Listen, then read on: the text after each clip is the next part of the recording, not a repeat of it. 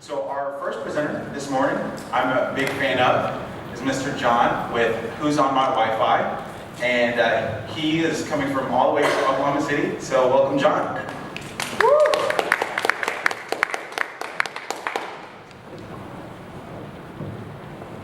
Hello? Okay. Hello. Hey, how's it going? All right. So this is actually my second time speaking at 1 Million Cups in Tulsa, so thanks for inviting me back.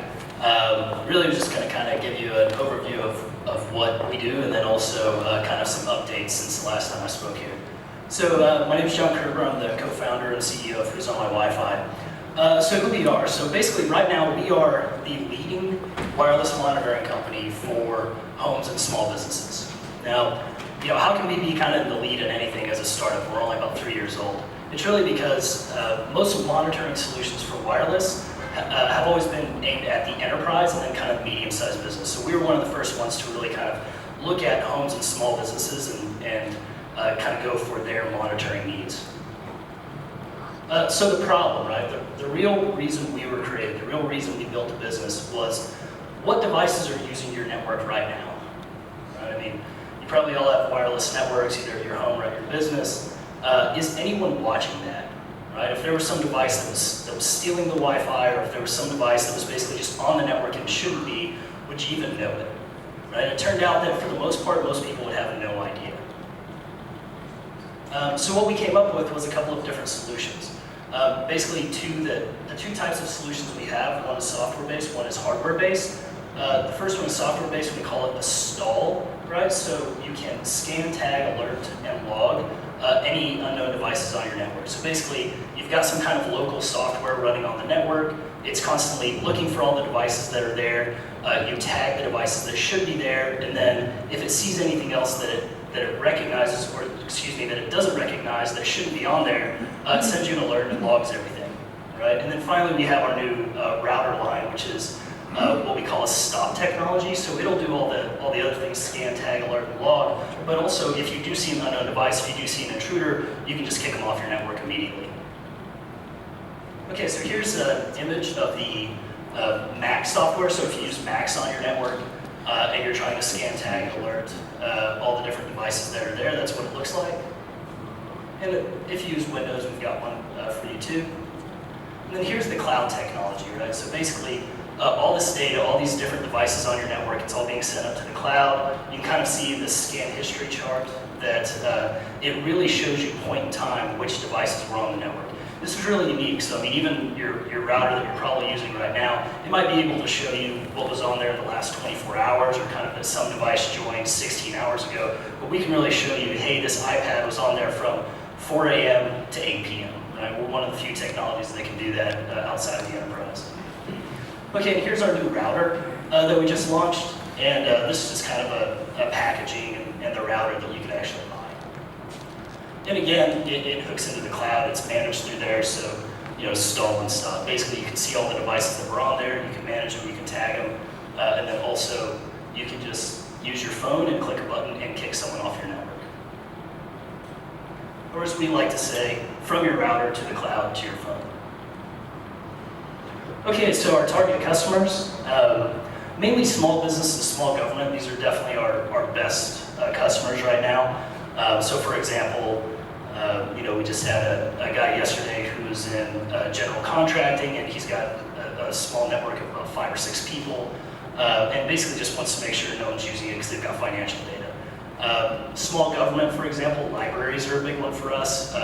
Libraries have their own reporting requirements to the federal government, and we can track some of the data that they need. We can keep track of like wireless sessions and some other stuff that they have to report to the government that very few other companies can do. Tech consumers, we have some of them as well. Everything from people that use it on things like lake houses and remote houses, and they just kind of want to make sure that no one's using or abusing the Wi-Fi while they're not there. And then, of course, we get some paranoid tech consumers too. They're just very concerned about security. And then also the enterprise remote offices. So, most large companies, let's say somebody like Hertz, they've got their big enterprise data center. They've got a big, kind of corporate network and their corporate office. But they also have these different branch offices, right? I mean, a small Hertz office that's just 2 or 3 people. How much real technology do you need in there? And it's just a little bit, and so we're in use at places like that, kind of on the smaller network. Traction. So we have about 1.5 million downloads right now, really just in the last 18 months. It took us 12 months to get to 1 million downloads after going freemium. This was actually a huge change for us. So we used to just sell the software directly, not the cloud and the router and all that. But we got a lot of competition kind of in that space. And so we changed our business model to where we would actually give away those Mac and Windows agents for free. And then we would really charge for the online cloud service for the router. And this was huge for us. So going from a few hundred downloads a day to basically now we get 100,000 new downloads every single month. And that's really just been kind of in the last 18 months that we've really had this ramp after changing our business model. And yeah, we're currently the leader for homes and small businesses. Our business model, so we are still refining it a little bit. It is freemium, so basically that free software that I showed you, anyone can go ahead and use. And then we have a monthly paid online subscription or an annual paid online subscription. And we just started selling routers in the last 2 months. Okay, and so help from the community. So basically, if you can spread the word, I mean, we are still very small. And really just kind of give us some honest feedback. So, is our pricing off? Are we not really getting the value proposition right? We are still getting to what I call product market fit, right? One of the things that we're doing lately is we're expanding into verticals. So we're kind of just a horizontal technology, that, hey, anyone can use it. But really, we started expanding into, library vertical, banking vertical, legal verticals, things like that. So if there's a good vertical that you guys can think of or that you work with every day that you think this would be a good match for the technology, let me know and tell me about it. You good? Awesome, thank you. This is the time where we have questions. Somebody will come around to you, give you a microphone. You just raise your hand. So tell me about your marketing successes. I mean, obviously you've been able to grow pretty big. How did you spread the word? Sure. So we've had two types of marketing that have been really effective for us. The first was content marketing and SEO. So we actually own the domain whoisonmywifi.com, right? And that started off with just a few hundred people, typing into Google search, who's on my Wi-Fi, and they would actually hit our site. And we started to expand on that. So we didn't just, kind of say, okay, we're who's on my Wi-Fi and that's the brand. We also started doing things like, is someone using my wireless network? Everything from like IP monitoring, MAC address, kind of these technical terms. And so we really built up our website. Most websites have 5 or 6 pages. We have like 100. And they all have different content about that. And so over the years, it's definitely gotten better. And then the next thing that happened was actually by going freemium, that was huge for us because now we basically had kind of free good content to give away to people. And we got covered on Lifehacker and CNET and a couple other different tech blogs. And that's really when traffic started to come in. We've had a lot of marketing failures too that I won't tell you about. Other than your website, do you have a presence in social media, or are you active in other areas? Sure. We do have a Facebook page. We do have a Twitter page. They're not very good right now, to tell you the truth. What's happened is because we've been covered on tech blogs and tech magazines, people talk about us on Facebook, right? And we'll see massive Facebook traffic from that. Someone will share it kind of in a Facebook group, right? And that's been really nice. But as far as us actually actively going out on social media, that's not something we've really been doing lately. Now, just because you're asking about marketing, as we're getting into these vertical markets, it's a different game, right? So basically, for example, we just started hitting the library market pretty hard because we have a really good value proposition for them. So we've done everything from postcards and cold calling to emails to, because we're really kind of focused in on that narrow vertical at the moment, but kind of in this, kind of in the broad range internet-based stuff, really content marketing and giving it away free has really helped with most. Oh yeah, I couldn't even tell you, it's probably facebook.com/whoisonmywifi is my guess. To say it's not really that well maintained is kind of an understatement. Yeah.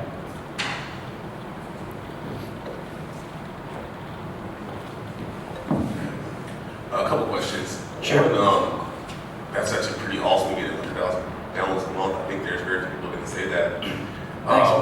Were you surprised, or who are the people that are doing the downloading? Are you surprised by the industry and the market that's doing the downloading? And also, what's the difference between the free plan and the premium plan? Sure. So the first one was more about, market, kind of who's downloading and were we surprised by it. So the biggest surprise came when we went free, right? When we went freemium, we started to get a lot of international traffic. I mean, way more international traffic than I ever expected. We went from, when we basically just charged for the software directly, we were about 50, 60-ish% US traffic, and then we get some UK, et cetera. When we went free and it started getting shared, our traffic is now 10% US, right? 90% rest of the world. Now, that's good and bad. It increases the numbers. It kind of makes a good defensible position for us. But at the same time, of that traffic, only 20 to 30% is really in first world countries that would pay kind of our monthly prices and not consider it extravagant, right? So it's good from a defensibility standpoint. I mean, it's going to be hard for somebody else to just clone us, give it away free, and hey, they get all the users because we've got a ton of users worldwide now. But from we have to be really careful and selective in our marketing, or else we end up marketing to people in, I don't want to pick on a country, but like Nigeria, I don't know that the GDP is really that high to support kind of $100 a year, $150 a year a tech product. You know what I mean? So we have to be a little bit more. We have to just be way more selective in our marketing because we've got kind of this international presence. And quite a bit of it is first and then developing world. So now, what was the other question again? Difference between the paid and the... Oh yeah, paid versus free. Yeah, so the free edition is really kind of a local scanning agent. So what it'll tell you is, hey, we've seen 10 devices, and here was the first time it got on the network, right? So if it sees a new device, it'll tell you, hey, this new device we've seen for the first time today, and it'll also kind of track when it first happened. The cloud and the router is purely cloud, so anything I say about the cloud applies directly to the router version as well. It'll actually show more specific. So it'll say not just, hey, this device was shown 3 weeks ago for the first time and it's made by Apple. It'll say, okay, this first showed up 3 weeks ago, and then it was here for 2 days, and then it left mysteriously for 3 days, and then it showed up again like an hour. You know what I mean? Like, it's way more detailed kind of on what it can track. The other thing is notifications. So you get kind of a local notification, just sort of a message box on your Windows or Mac computer if a device shows up. But with the cloud, we can do things like integrate text messages and emails, and working on push notification from our mobile app. So you can really kind of know, hey, somebody's on my network now, let me log in and do something about it, right? Where otherwise it would just kind of be running on your local computer. You might go back to your computer 2 days later and see, oh, there was someone here 3 days ago, right? So it's kind of, those are the big differences, the logging and then the immediate notifications you can do. Yeah, sure. I'll just keep it going. Sure. Next question to me is, do you see the trend in your company? Are you seeing more of it come from the revenue come from the monthly paid subscriptions, or more from the routers? And then another question that is, I'm thinking from a business standpoint, is there also a need for knowing how many people are connected to your network, knowing from just knowing withdrawals happening to see if you need to upgrade your network or not?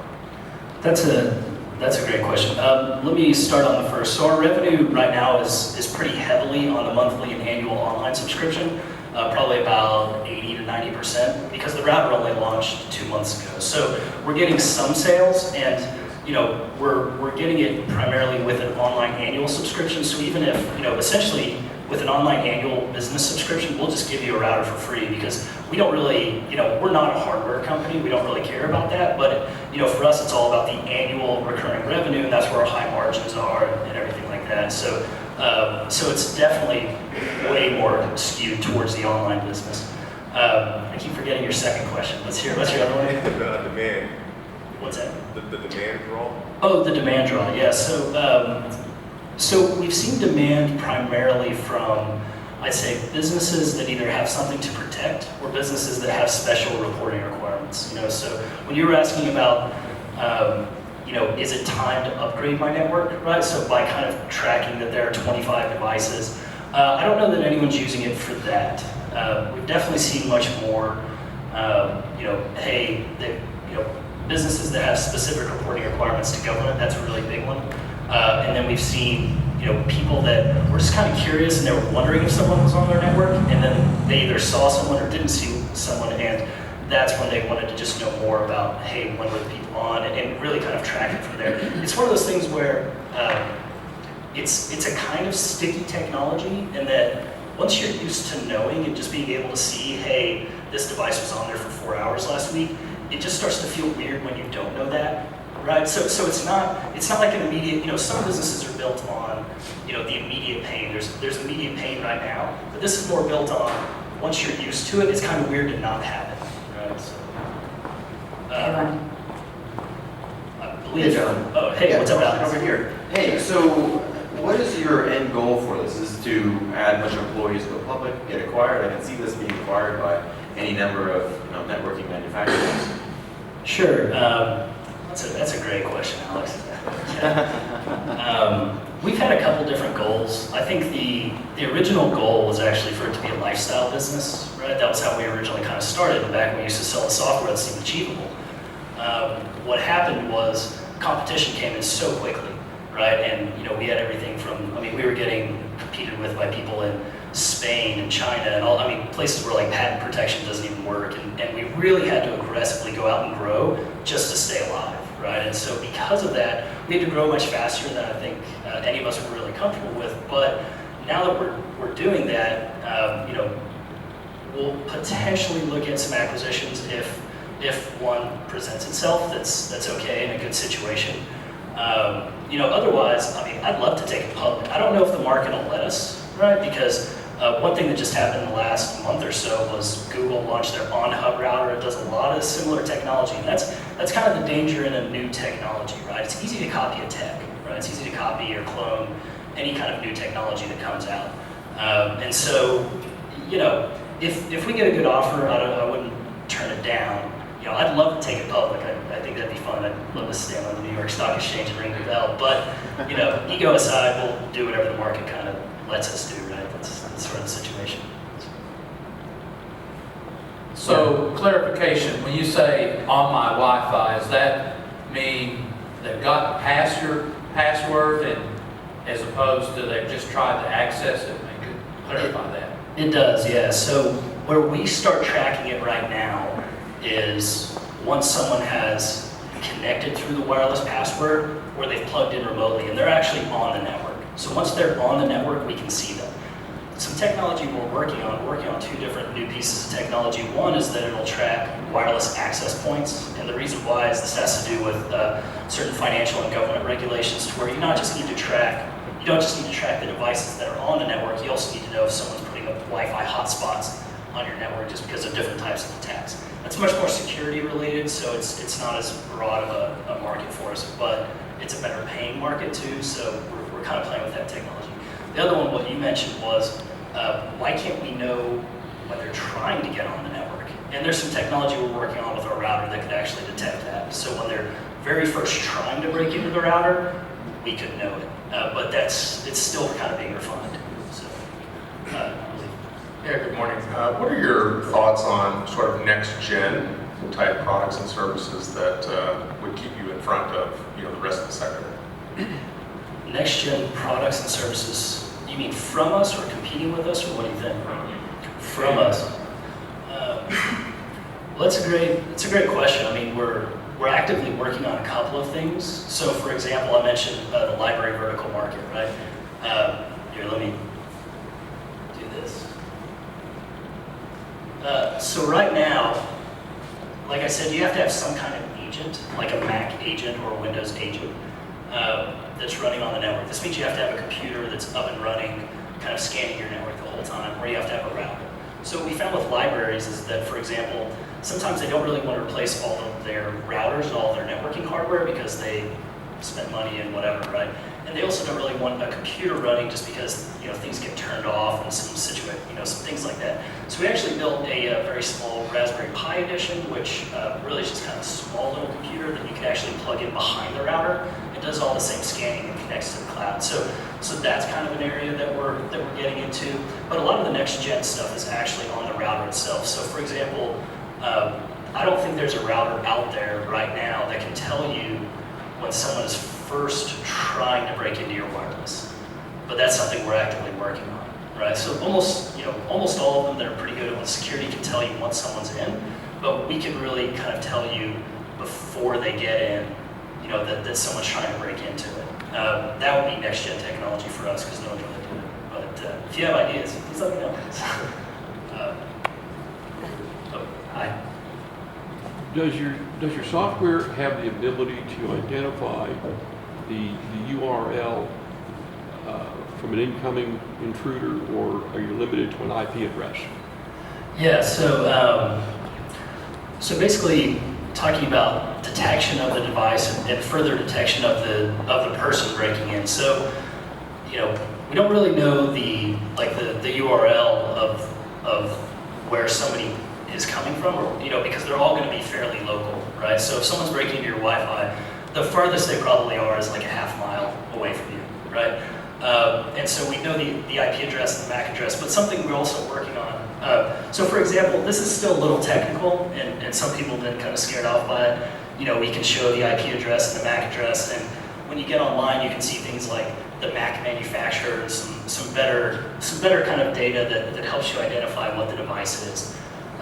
We're working on making this way more user-friendly too, so that instead of that looking like Macs and IPs, and we've kind of labeled it Windows 8, it would just show a Windows 8 laptop, right? And so you can at least say, why is there a Windows 8 laptop that I don't know about on the network? Or, oh, that's probably Jim's Windows 8 laptop. You know what I mean? So we're working on kind of better device detection, but it's not great. So obviously the next generation for you is the router. And so my question is along the lines of your competition. I guess traditionally it's probably been the open source router software that's been installed on the Linksys routers, the WRT, tomatoes, things like that, which can potentially detect when somebody's trying to enter your router, trying to do the wireless attacks. On your approach of creating your own router, did you leverage the existing open source technologies? Are you having to release any of that work that you've done back into the open source community? And is that something that you're looking at doing, helping the open source community out with your work? Yeah, 100%. So all of our router firmware, 1 is built on top of OpenWRT, and 2 is released back to the OpenWRT community. So we open source.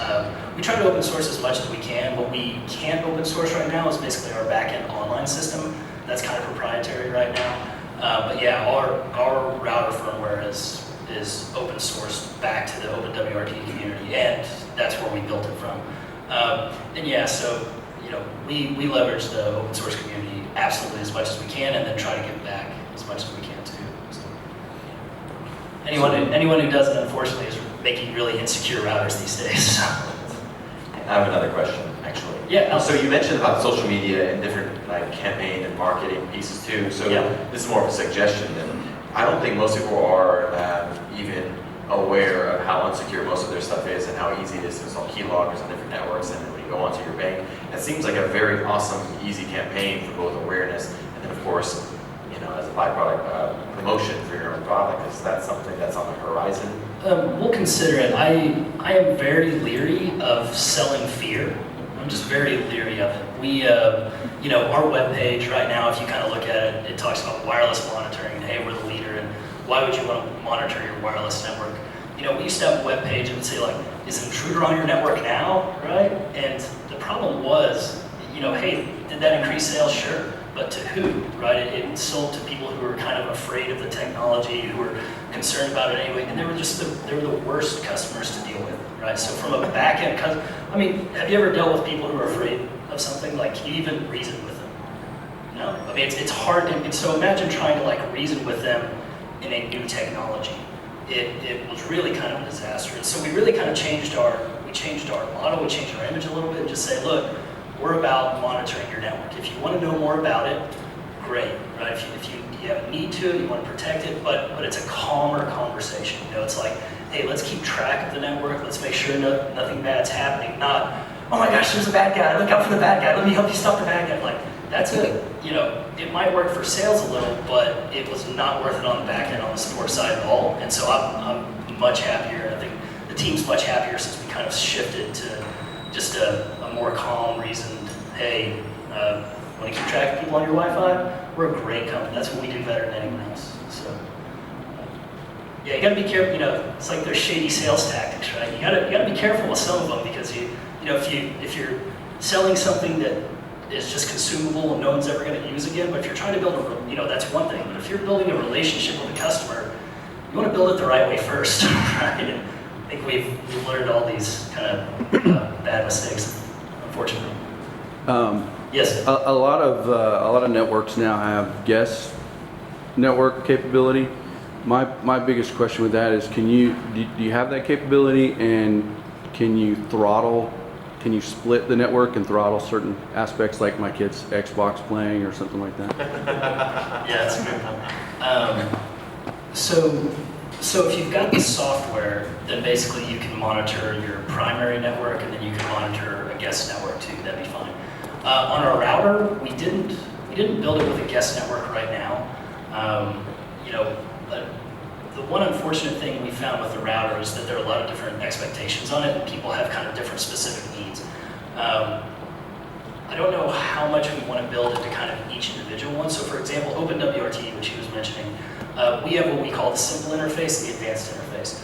The simple interface is, you know, mobile friendly, and kind of set it up on your phone in 5 minutes. And the advanced interface, I mean, it has every type of option. So you can put on a guest network, you can do throttling, you can do VPNs, you can do all sorts of stuff, right? And we kind of did it that way so that if there are more advanced features that people want, let them have every advanced feature that the open source firmwares do. For the one that we built that's more kind of, hey, get up and running and have a secure Wi-Fi, we didn't do it there. So the answer to your question is, yes, you can. It's a little bit complicated, but you can do it if you want to figure it out.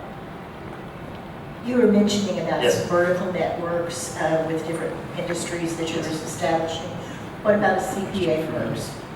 Yeah, you know, that's really kind of where we're at. So, like I said, we were very horizontal. Basically, just hey, if you're on the web, we sell to everybody, right? And that works to a degree, but our first focus is our kind of like the low-hanging fruit of our verticals is libraries, because they have this government reporting that they really have to do, and we can do that in various ways. Now, the next one we've seen is banks, right? And so like not big banks, right? But for example, a small community bank, right, that has 6 branches. Okay, well they've probably got a network data center that's pretty big, and they don't really want anything extra on there, right? They want it to just be fast. They've got these 6 different branches. It's got 2 or 3 people that work there. It's a really minimal kind of network. That's kind of our next vertical to go after. But you're right. I mean, we're in use right now by CPAs, law firms, construction firms, medical, like not large medical, but small kind of remote doctors' offices and stuff. So, yeah, I mean, I think absolutely we'll get into the CPA. That's been a big one. Of when we went vertical, we've had probably like 4 or 5 CPAs behind. Is what I guess I'm saying. All right. So the final question then is, what could this community? We'll talk after. Okay. Was there? I'm sorry. Yeah. What can this community do for you? Yeah, so really, it's a combination of things. One is just honest feedback on the pricing. Are we too low, are we too high, or for customers that you would see. And then the last one you were talking about, is verticals. I mean, which verticals do you think would most accept it, most appreciate it, and most have a need for it? If you've got some insight into certain verticals, because, you know, look, I'm a programmer. My co-founder is he was a manager and sales guy, right? So we don't have a lot of industry experience in some of these different verticals. So if you have something you think it would be a good fit for a vertical, that'd be great. And if you know something about it, that would really help. Because you know, I mean, when selling the verticals, we can't, you know, we start talking about MAC addresses and people's eyes glaze over. And, you know, we we don't really know the lingo for like selling to a CPA, right? We do know it now for libraries because we've gotten into it. But, so yeah, if you know if you have some information about that, that would really help. There's a good vertical for us to get into. All right, thank you very much. Thanks. Appreciate it.